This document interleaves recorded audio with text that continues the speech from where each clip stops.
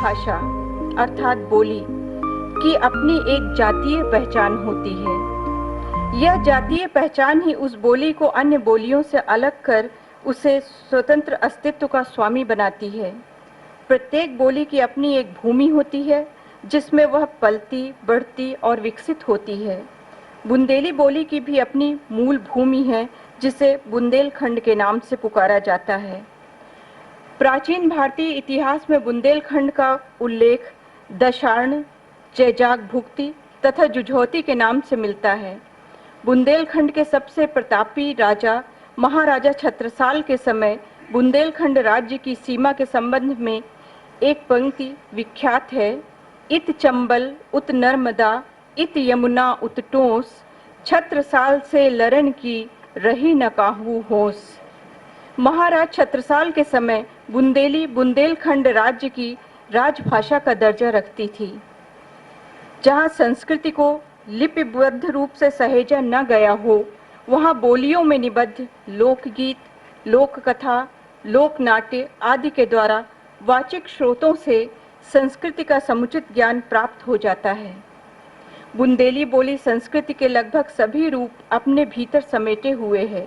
इसमें लोक चेतना, लोक वेदना, लोक संवेदना, लोकाचार तथा ऐतिहासिक घटनाओं का ब्यौरा भी विद्यमान है। जन्म से लेकर मृत्यु तक के संस्कारों का परिचय बुंदेली लोकगीतों में समाया हुआ है। लोक साहित्य में संस्कृति का इतिहास मिलता है।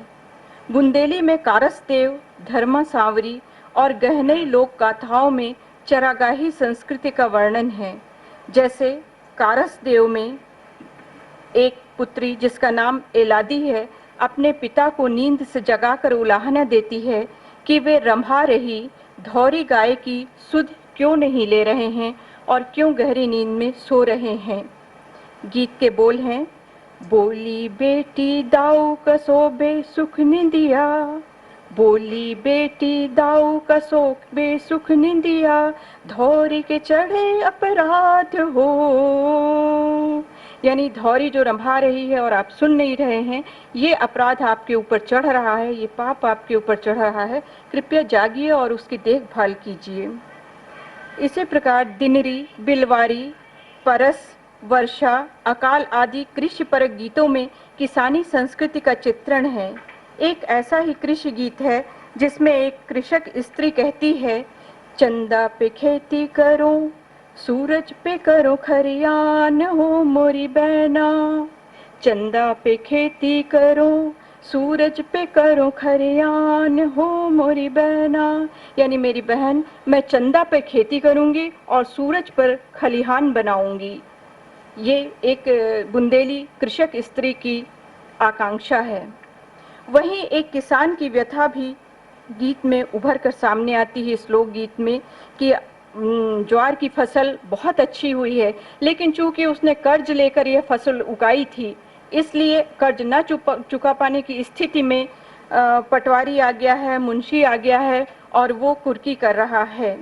जुंडी हो गई मन भर की, मुंशी आए पटवारी आए, जुंडी हो गई, जुंडी माने ज्वार, जुंडी हो गई मन भर की, मुंशी आए पटवारी आए, होने लगी कुर्की। लौंगा बिक गौ नुंगरो बिक गौ, लौंगा बिक गौ नुंगरो बिक गौ, बिक गई अंगिया जैतन की। लौंगा बिक गौ नुंगरो बिक गौ, बिक गई अंगिया जैतन की, मुंशी आए पटवारी आए, होने लगी कुर्की। अगर तन की अंगिया तक बिकने की स्थिति आ जाए तो वो कृषक की सबसे दयनीय स्थिति कही जा सकती है, जो लोकगीतों से स्पष्ट होती है। सोहर, बन्ना, बन्नी जैसे गीतों में पारिवारिक संस्कार जनित लोकाचार मिलता है।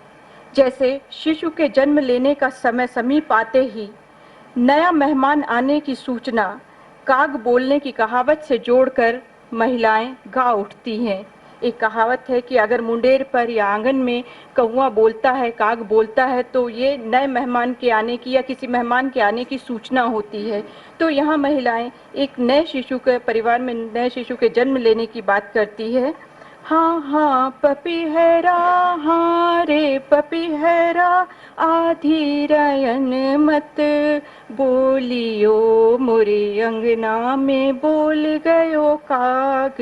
पपीहरा काग पपीहरा, गौवा को गोबर मंगाइयो, और ठिग धर आंगन लिपाओ, पपीहरा लिपाओ पपीहरा। ढिग धर आंगन लिपाना ये एक बुंदेली संस्कृति का बहुत महत्वपूर्ण अंग है कि जब महिलाएं आंगन को गोबर से लीपती हैं तो उसके चारों ओर किनारी बनाती हैं छूही मिट्टी या चूने से, सफ़ेद रंग की पूरी किनारी बनाती हैं जिसको ढीग धरना कहते हैं। और ये विशेष रूप से त्योहार या किसी उत्सव के अवसर पर अवश्य बनाया जाता है।